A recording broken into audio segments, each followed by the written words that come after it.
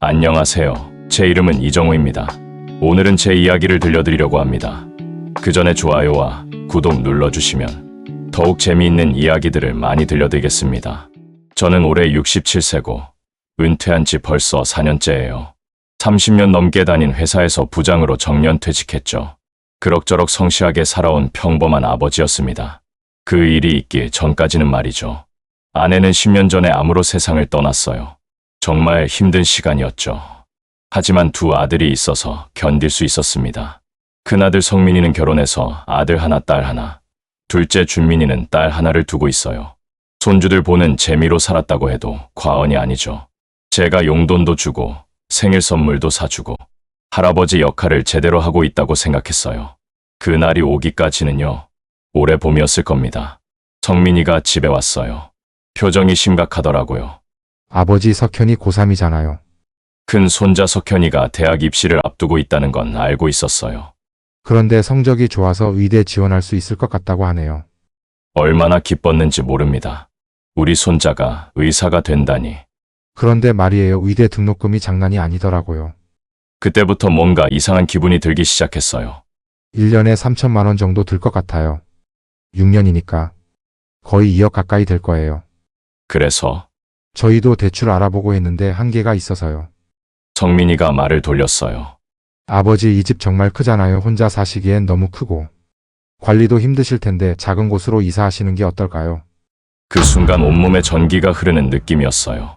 이 집은 제가 20대부터 은행 대출 받아가며 30년 동안 갚아서 마련한 집이에요. 아내와 함께 벽돌 하나하나 고르며 지은 우리의 보금자리였죠. 아이들이 뛰어놀던 마당, 아내가 가꾸던 화단, 모든 게 추억이었는데 생각해보마 그 말밖에 나오지 않았어요. 그리고 깨달았죠. 그날 밤잠을 못 잤습니다. 계속 생각해보니 이상한 게 한두 개가 아니더라고요. 언제부턴가 아이들이 연락하는 건 돈이 필요할 때뿐이었어요. 성민이가 결혼할 때도, 집 살 때도, 둘째가 사업 시작할 때도 항상 아버지가 도와주시면 하는 식이었죠. 그런데 정작 제 생일에는 연락이 없었어요. 작년 생일에 혼자 미역국 끓여 먹으면서 내가 날짜를 잘못 기억했나 싶어서 달력을 다시 확인해봤을 정도였어요.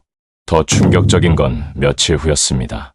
둘째 며느리가 인터넷에 올린 사진을 우연히 보게 되었는데 온 가족이 부산 여행을 다녀온 사진이 올라와 있더라고요. 가족 여행이라고 찍은 사진까지 올려놓고는 정작 저는 쏙 빠져 있었어요. 언제 다녀온 건지 물어보니 아버지 말씀드리려다가 깜빡했어요. 하더군요. 그때 확실히 깨달았습니다. 나는 가족이 아니구나. 그냥 돈 나오는 기계구나. 결심했어요. 그 후로 며칠을 정말 많이 생각했어요. 아내가 살아있을 때 자주 했던 말이 생각나더라고요.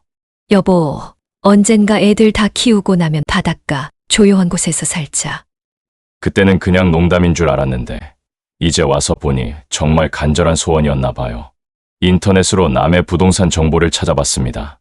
서울 집값의 10분의 1도 안 되는 가격의 바다가 보이는 예쁜 집들이 많더라고요. 그래서 아무 말 없이 남해로 내려갔어요. 직접 보니 정말 좋았습니다. 특히 한 집이 마음에 들었어요. 2층 단독주택인데 베란다에서 바다가 한눈에 들어오는 곳이었죠. 계약하겠습니다. 그 자리에서 바로 결정했어요. 한 달 후 조용히 이사했습니다. 아이들한테는 잠깐 내려가서 요양 좀 하겠다고만 했어요. 아버지 갑자기 왜요? 그냥 바람 좀 쐬고 싶어서. 언제 올라오실 건데요? 모르겠다. 정말 모르겠었어요. 돌아갈 생각이 있는지도. 남의 집에서 보내는 첫날 밤, 파도 소리를 들으며 잠들었는데 정말 오랜만에 푹 잤어요. 아침에 일어나서 베란다에 나가 바다를 보는데 이런 생각이 들더라고요. 이게 평온함이구나. 매일이 새로웠어요. 아침 6시에 자연스럽게 눈이 떠지면 바다를 보면서 커피 한 잔 마시고 마을 식당에서 아침을 해결했어요. 서울서 내려오셨다면서요? 여기 어때요? 식당 할머니가 물어보시더라고요. 정말 좋아요. 마음이 편해져요. 그럼 됐네요. 많이 드세요. 그렇게 푸짐하게 반찬을 주시는데 왜 그렇게 고맙던지. 점심 후에는 마을을 걸어 다니거나 작은 텃밭을 만들어서 채소를 기르기 시작했어요. 처음에는 서툴렀지만 이웃 할아버지들이 하나씩 가르쳐 주시더라고요. 상추는 이렇게 심어야 해. 물은 아침, 저녁으로 주면 돼. 그런 말들이 왜 그렇게 따뜻하게 들리는지.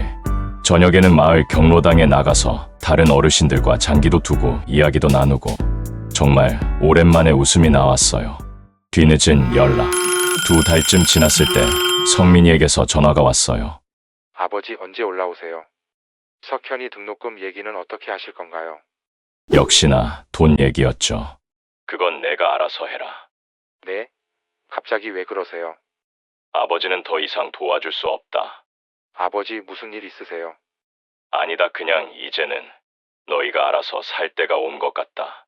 전화를 끊고 바다를 바라봤어요. 저녁 노을이 바다를 빨갛게 물들이는 게 정말 아름다웠어요. 일주일 후에 2 아들이 함께 찾아왔어요. 제 새집 거실에 앉아서 어색하게 마주봤죠. 아버지, 우리가 뭘 잘못했는지 모르겠어요. 준민이가 먼저 말했어요. 잘못한 게 있나? 제가 차분하게 대답했죠. 부산 여행은 언제 다녀왔지? 2 아들 얼굴이 빨개졌어요.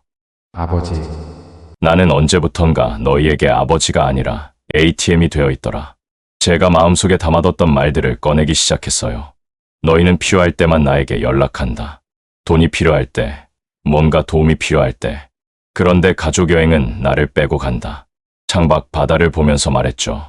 부모를 모시는 건 돈이 아니라 마음이다. 존중하는 마음이야. 그게 없으면 함께 살 이유가 없어. 아버지, 저희가 정말 잘못했습니다.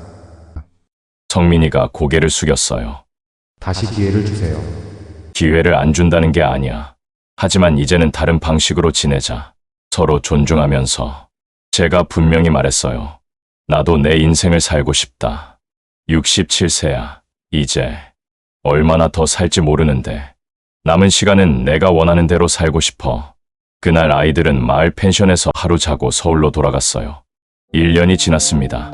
아이들은 이제 한 달에 한 번씩 안부 전화를 해요. 명절에는 내려와서 함께 시간을 보내고요. 예전처럼 돈을 달라고 하지 않아요. 대신 아버지 건강은 어떠세요? 필요한 게 있으면 말씀하세요라고 물어봐요. 석현이는 결국 장학금을 받아서 의대에 다니고 있어요. 직접 아르바이트해서 용돈도 벌고 있다고 하더라고요. 저는 이제 마당에서 작은 텃밭을 가꾸고 가끔 낚시도 하고 마을 사람들과 어울려 지내고 있어요. 얼마 전에는 마을 청년회에서 도시에서 온 귀촌인들을 위한 멘토를 맡아달라고 하더라고요. 서울에서 내려온 경험을 나눠달라면서요. 이런 제가 누군가에게 도움이 될 수 있다니 정말 기분이 좋았어요. 오늘 아침에도 베란다에서 바다를 보면서 커피를 마셨어요. 갈매기들이 날아다니고 어부들이 배를 타고 나가는 모습을 보면서 이런 생각을 했죠. 67세에 시작한 새 인생이지만 전혀 늦지 않았구나. 오히려 이제야 진짜 제 인생을 살고 있는 것 같아요. 누군가를 위해서가 아니라 저 자신을 위해서요. 그리고 그런 저를 존중해주는 진정한 가족이 있어요. 여러분에게도 말씀드리고 싶어요. 몇 살이든 자신의 인생을 사는 건 결코 늦지 않다고. 가족이라는 이름으로 자신을 희생만 할 필요는 없다고. 존중받을 권리는 나이와 상관없이 모든 사람에게 있으니까요. 지금이 제 인생에서 가장 행복한 시간입니다. 그리고 이 이야기를 듣고 계시는 여러분도 언젠가는 진정한 자신의 행복을 찾으시길 바래요. 오늘 제 이야기가 재미있으셨다면 구독과 좋아요 부탁드리겠습니다.